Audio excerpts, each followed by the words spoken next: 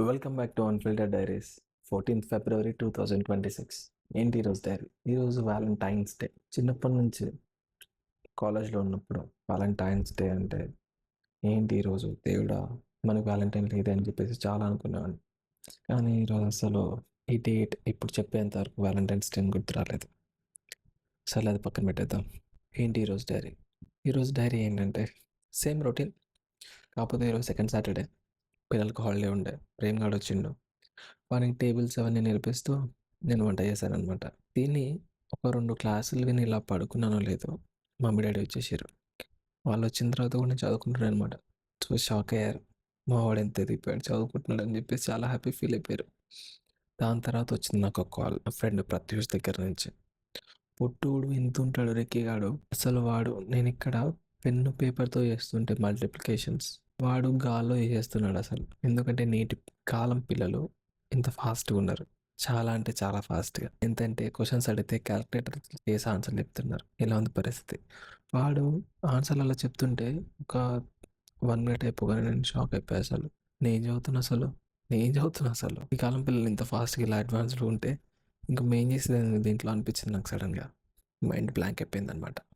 దాని తర్వాత నాకు డౌట్ వచ్చిందనమాట. ఎందుకంటే నేను కూడా చేస్తున్నా కదా! ఇక్కడ నేను కూడా ట్రిక్స్ ఫాలో అవుతున్నా కదా! ఎలా చేస్తాడు అంత చిన్నోడు అంత అడ్వాన్స్డ్ క్వెషన్స్ అని.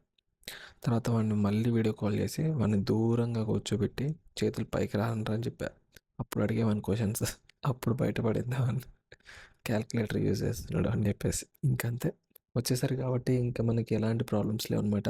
చక్కగా మనం క్లాసులు వినడమే. వాళ్ళు ఎలానో మమ్మీ, డ్యాడీ వంట అది ఇది చేస్తారు. ఇప్పుడు వంటకి మనం నో ఇష్యూ అనమాట ఒక 2 డేస్ వరకు. అండ్ రేపు శివరాత్రి కదా! భయమైతుందనమాట. పొద్దుగాల లేపి నన్ను గుడికి తీసుకుపోతారని.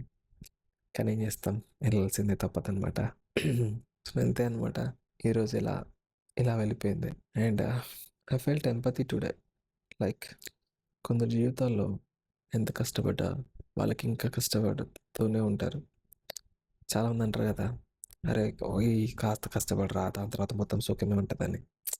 నువ్వు ఇప్పుడు ఏదైతే సుఖపడుతున్నావో అదే నువ్వు ఒక్కసారి కష్టపడడం స్టార్ట్ చేశాక ఇంకా కష్టపడుతూనే ఉంటావు. అండ్ ఆ కష్టాన్ని నువ్వు హ్యాండిల్ చేసేంత కెపాసిటీ నీకొస్తది గానీ, ఆ కష్టాలు మాత్రం ఎప్పటికి ఆగవు. అది వాస్తవం. అది నాకు అర్థమైందనమాట ఈరోజు. ఎందుకు అర్థమైంది? ఎలా అర్థమైందంటే ఇప్పుడు మనం డిస్కస్ చేయలేం దాన్ని. అది చాలా పెద్ద స్టోరీ. ఇంకంతే ఈ రోజుకి. సో, చూద్దాం రేపు మహాశివరాత్రి. ఉపవాసం గురించి మాట్లాడదాం రేపు. చాలామంది ఉపవాసం అంటే కడుపులు మార్చుకోవడం అది ఇది అంటారు. ఏం తినకుండా కూర్చొని రీల్స్ చూసుకుంటా, మూవీస్ చూసుకుంటా ఉంటారు. అట్ట కాదే ఉపవాసం అంటే దేవుడిని స్మరిస్తూ ఉండడం.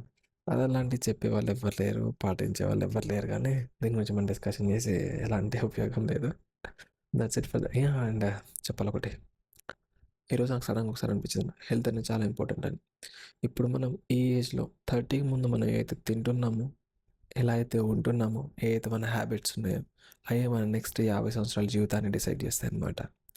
సో, హెల్త్ గురించి జాగ్రత్త. ఎందుకంటే రేపు ఏమంటారు?